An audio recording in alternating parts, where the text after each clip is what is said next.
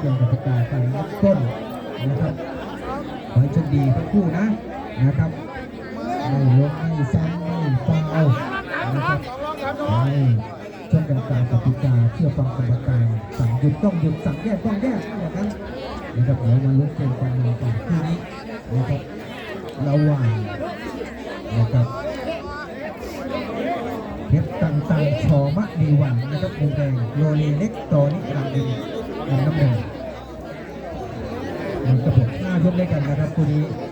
ชก2 นาทีพัก2 นาที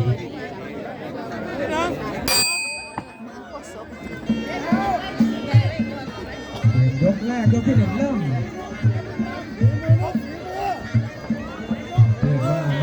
ยืนกันใกล้ๆมันได้เปรียบเสียเปรียบอะไรกันมากมายหรือว่าปาดหัวตัวเท่านะครับวัดระยะช่วงชกฝีมือนะครับการฟิตซ้อมการเตรียมตัวใครมาเยี่ยมมาดีกว่ากันการแก้เกมบนเวทีนะครับจากที่ให้ทีมงานที่เลี้ยงดูแลการฟิตซ้อมมาอย่างดีและต่อไปก็เป็นหน้าที่ของนักมวยนะครับใครจะทำได้ดีกว่ากัน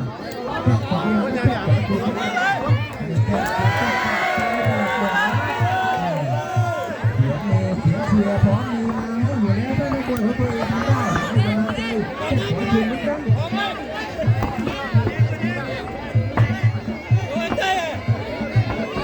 แรกดูที่หนึ่งผักได้ทำเลยที่ขวายาวนะครับจังหวะนะครับดูเหลี่ยมดูเชิงดูใจวัดระยะแข้งศึกษาเชิงชกของคู่ต่อสู้ดูที่ว่าแต่ตอนนี้เราไปอย่างนี้จะทำยังไงจะโต้ยังไงจะเป็นถึงเลยทีนี้แต่โต้มีดันมีการมีแก้นะครับแข่งมาก็แข่งคืนรอจังหวะเติมจังหวะสวน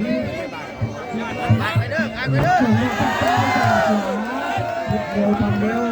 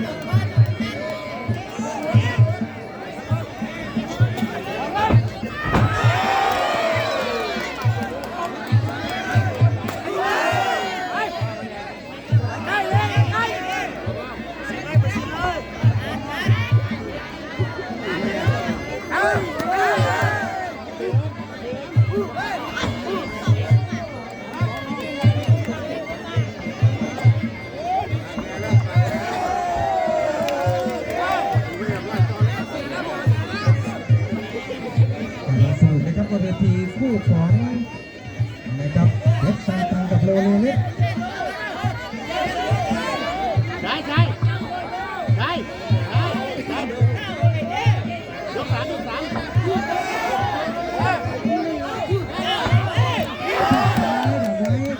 โรลีเล็กยก 3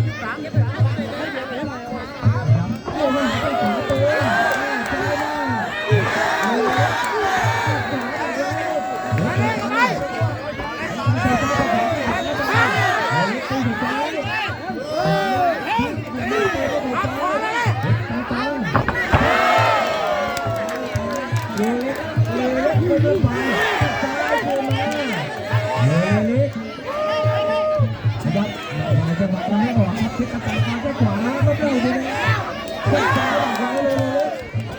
เส้นซ้ายไปขวาเจ็บมือซ้ายเล็กตาเล็กตาเกี่ยวซ้ายเกี่ยวขวาไม่เกี่ยวได้เกี่ยวซ้ายโอ้ยที่ทำไมทำได้ดีที่เดียวก็ชอบที่สองโอ้ยเดี๋ยวมาล้ม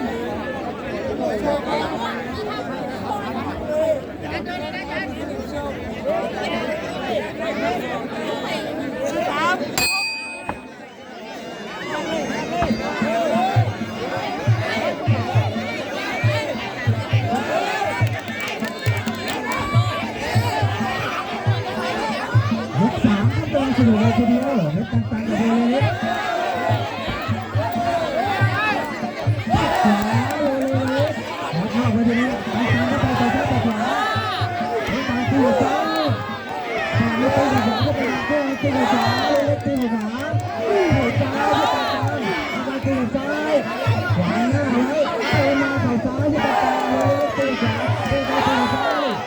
ขวางกันเลยเตะขวาเตะไปว่าติดเชือกนิดหน่อยครับแต่ว่าเห็นว่าออกอาวุธไม่ถนัดแยกออกมาทางต่ออันไหนถึงเท้าเลยเลยเดินเลยไปหาประชาชนที่อยู่ซ้ายเดี๋ยวเราทำในก่อนที่ตะกา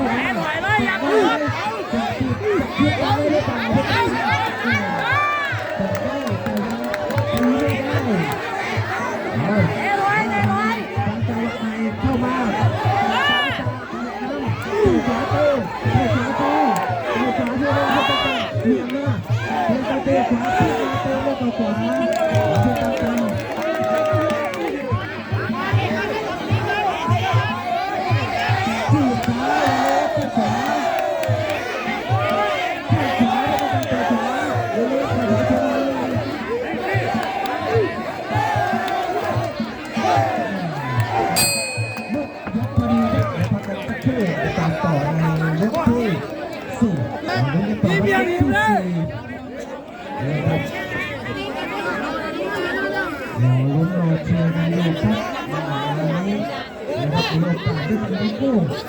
นะครับทั้งต่างๆก็ลงแล้ว